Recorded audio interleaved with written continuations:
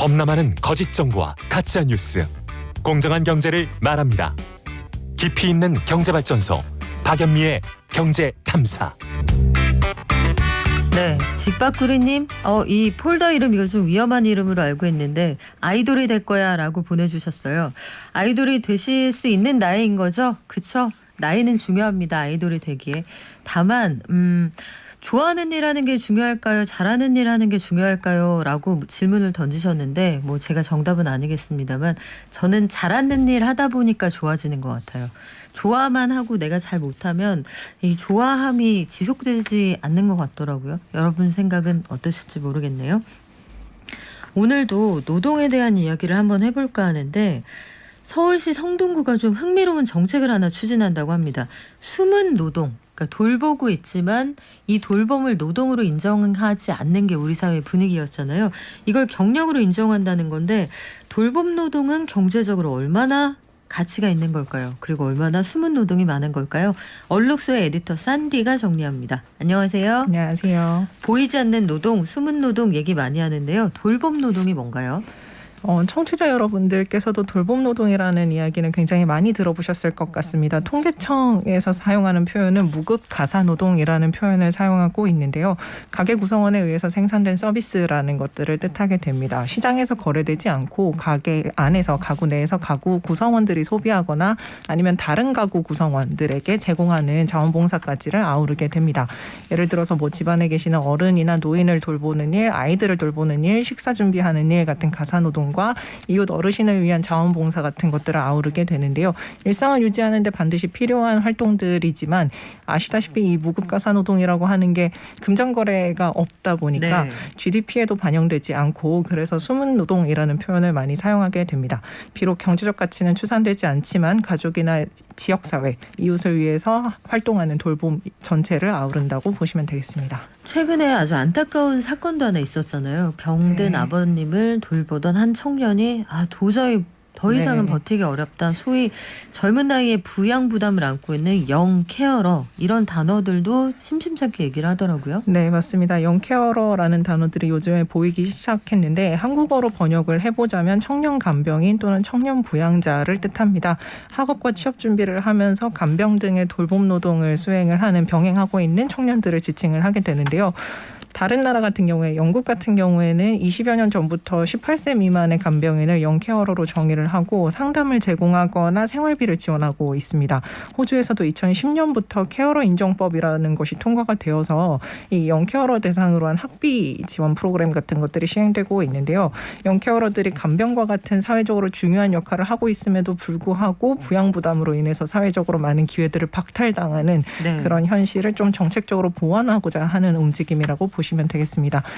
이런 것들이 보여주는 것은 사실 돌봄 노동이라고 하는 게 남녀노소를 가리지 않고 네. 언제든 발생할 수 있고 특정 연령대나 특정 성별에서만 한정돼서 발생하는 건이 아니다. 그래서 우리 사회가 좀 돌봄 노동을 적극적으로 평가할 필요가 있겠다라고 얘기할 수 있겠습니다.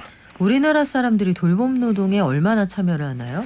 세계적으로 보았을 때 돌봄 노동은 일반적으로 여성이 남성보다 더 많이 하기는 합니다. 이거는 뭐 어디나 그런 현상이 발생하고 있는데요. 다만 이제 한국 같은 경우에는 여성이 남성보다 더 많이 좀 큰 차이를 보이고 있는 것으로 나타납니다. 뉴욕타임즈의 그래프를 하나 같이 보시면 좋을 것 같은데요. OECD에서 최근 데이터를 기반으로 한 자료이고요. 데이터가 공개되어 있는 OECD 30개 국가와 중국, 인도, 남아프리카 공화국까지 33개 국가를 시각화한 자료입니다. 무급가사노동 시간을 분단위로 그린 그래프인데요. 노란색 동그라미 왼쪽에 있는 것들 노란색 동그라미가 남성이고 보라색 동그라미가 여성입니다. 이 무급가사노동 시간을 분단위로 표현하고 있고 네모 박스가 쳐져 있는 부분이 한국의 데이터라고 보시면 되겠습니다. 가장 눈에 띄는 건 일단 한국 같은 경우에는 남녀를 막론하고 무급가사노동 시간이 굉장히 적어요. 이거는 임금노동 시간이 그만큼 많기 때문일 것으로 네. 아마 예상이 되고요. 그 다음에 눈에 띄는 것은 성별에 따른 차이입니다. 남성보다 여성이 무급가사 노동 시간에 더 많이 참여하고 있는 것으로 나타나는데요.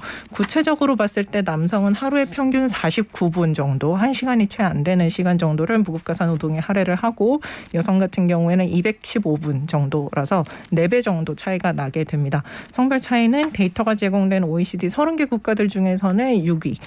여섯 번째로 가장 차이가 많이 나는 국가입니다. 아, 우리나라는 남녀 차이가 크네요. 이게 또 궁금해지는 게 이게 어느 정도의 가치를 가지고 있느냐, 우리 사회에서 무급 가사 노동이 얼마나 큰 비중을 차지하냐, 이것도 좀 궁금해지네요. 네네. 무급 가사 노동의 경제적 가치를 추산하려는 노력들이 있고 최근에 좀 발표가 되고 있습니다. 이게 경제적 가치 추산이 시작된 것 자체가 얼마 되지 않았는데요. 기억하시는 분들도 계실 텐데 2018년도에 이 처음으로 가사 노동의 경제적 가치에 대해서 공식 국가 통계가 발표가 되었었습니다. 가계생산 위성개정이라고 하게 되는데요. 무급 노동의 가치를 공식적으로 추계해라라고 하는 유엔의 권고를 받아들여서 이행한 건이었고요. 가계생산 위성개정에 따르면 2019년도를 기준으로 했을 때 한국의 무급 가사 노동의 경제적 가치는 490조 9천억 원 규모입니다. 네. 굉장히 큰 규모인데 사실 그런 생각도 들어요. 무급 가사 노동을 어떻게 측정을 하죠?